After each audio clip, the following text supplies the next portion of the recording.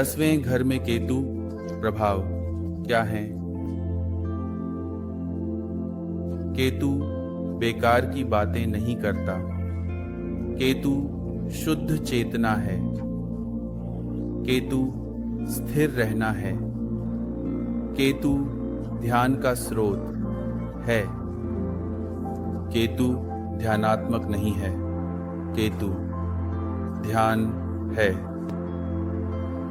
हमेशा याद रखें, ध्यान कुछ करना नहीं है। ध्यान बस अपने आप होना है।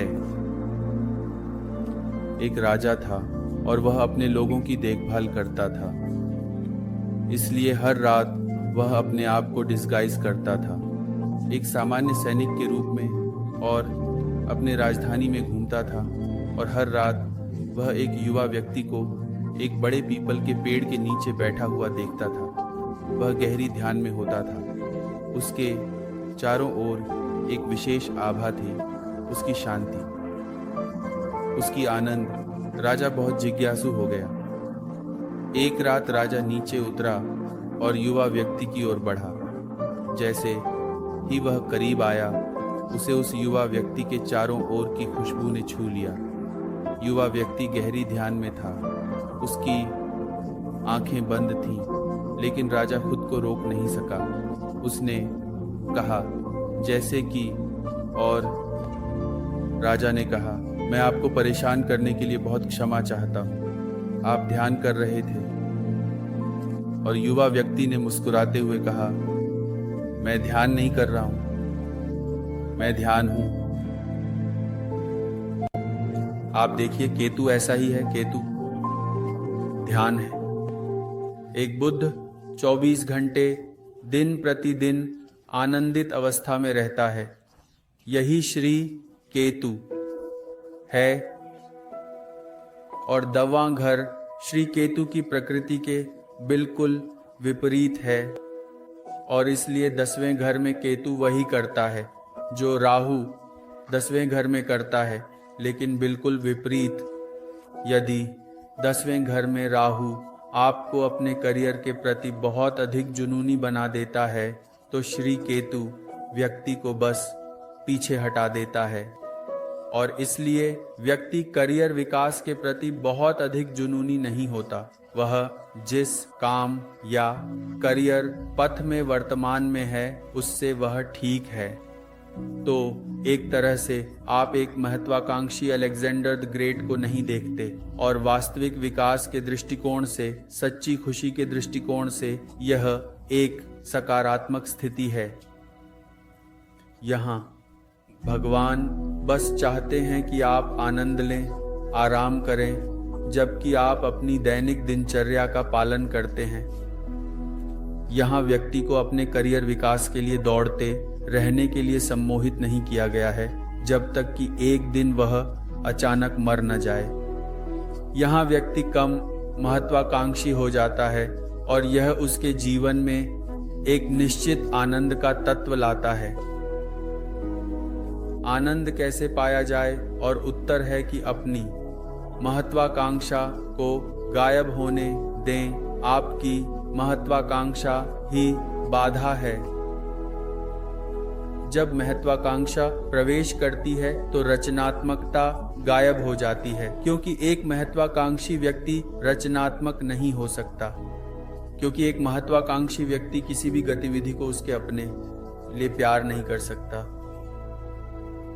महत्वाकांक्षा कभी भी आपको शांति नहीं देती। डायोजेनेस, महान दिव्य गुरु, अलेक्जेंडर द ग्रेट से पूछ रहे थे कि थोड़ी देर के लिए आराम करें। उन्होंने कहा, आओ मेरे साथ जुड़ो, मेरे साथ आराम करो। लेकिन अलेक्जेंडर महत्वाकांक्षा से भरा हुआ था। उन्होंने कहा, गुरु मैं वापस आऊँगा और आपके साथ जुड़ूंगा, और लेकिन केवल तब जब मैं पूरी दुनिया को जीत लूँ। डायोजेनेस मुस्कुराए और अलेक्जेंडर चला गया। वह कभी वापस नहीं आ सका। वह मर गया। न तो पूरी दुनिया को जीता गया और न ही भीतर की दुनिया को समझा गया। और यही हर महत्वाकांक्षी पुरुष या महिला के साथ होता है। वे चलते रहते हैं बस एक दिन गिरने के लिए, बिना कभी जीवन की खुशी का अनुभव किए। और इसलिए 10वें भाव में केतु एक सकारात्मक स्थिति बनता है। जब व्यक्ति स्वभाव से आध्यात्मिक होता है तो 10वें घर का केतु एक छिपा हुआ आशीर्वाद होता है। इसीलिए 10वें घर में केतु की स्थिति का सर्वोत्तम लाभ उठाने के लिए भीतर की ओर मुड़े और अधिक से अधिक ध्यान मग्न बने, प्रार्थनाओं में लिप्त हों और फिर यह स्थिति पूरी तरह से जीवन के प्रति एक नया दृष्टिकोण, एक ताजा दृष्टिकोण लाएगी। और जब शुक्र भी अच्छी स्थिति में हो तो यह तो जैसे केक पर आइसिंग है। साधारण बने, लेकिन अपने साधारण जीवन में जागरूकता की गुणवत्ता लाएं।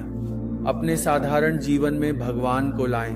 अपने साधारण जीवन में भगवान का परिचय दें। सोएं, खाएं, प्यार करें, प्रार्थना करें, ध्यान करें, लेकिन यह न सोचें कि आप कुछ विशेष बना रहे हैं या कर रहे हैं और फिर आप विशेष बनेंगे।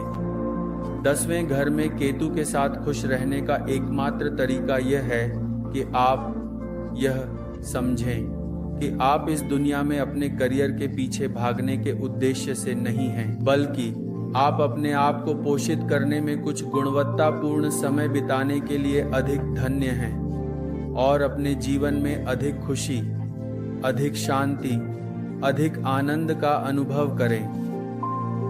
जब आप खुश होते हैं तो आप साधारण होते हैं, क्योंकि खुश होना बस स्वाभाविक होना है, दुखी होना असाधारण बनना है। तो बस अपने आप बने। केवल अपने साथ रहने से आप इमेंस खुशी पाएंगे। ध्यान करें, प्रार्थना करें, प्यार करें और बस जीवन की धारा के साथ चलें। यही 10वें घर में केतु का संदेश है। बस रहें, बनने की कोशिश न करें। केवल रहने से आप प्रबुद्ध होंगे और जिस क्षण आप बनने की कोशिश करते हैं आप अधिक से अधिक अज्ञानी बनने लगते हैं। बस अपने आप बने, बनने की कोशिश न करें। अपने आप में रहने से आप हमेशा शांति, आनंद और खुशी में होते हैं। और यही केतु 10वें घर में आपको होने के लिए प्रोत्साहित कर रहा है, बनने के लिए नहीं। जैसे आप हैं वैसे ही रहे। यह आपसे बेहतर बनने की दिशा में पहला कदम है। व्यक्तित्व गरिमा है, सम्माननीयता गुलामी है। व्यक्तित्व का मुखौटा गिरने दें और अपने भीतर की व्यक्तित्व को बाहर आने दें, क्योंकि हर व्यक्ति की व्यक्तित्व उसकी या उसकी तुलना में कहीं अधिक सुंदर है। व्यक्तित्व असली नहीं है, यह सिर्फ एक मुखौटा है।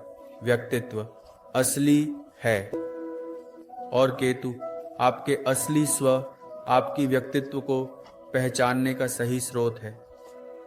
10वें घर के केतु का सकारात्मक संकेत बस इस पर आधारित है कि आप किस प्रकार के व्यक्ति हैं, बाहरी या आंतरिक।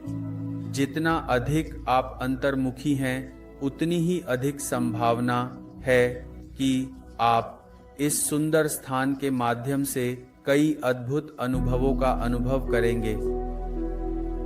आज के लिए इतना ही और हमेशा याद रखें कि हर दिन ध्यान करें और जब आप ध्यान करते हैं तो याद रखें कि आप अकेले नहीं हैं।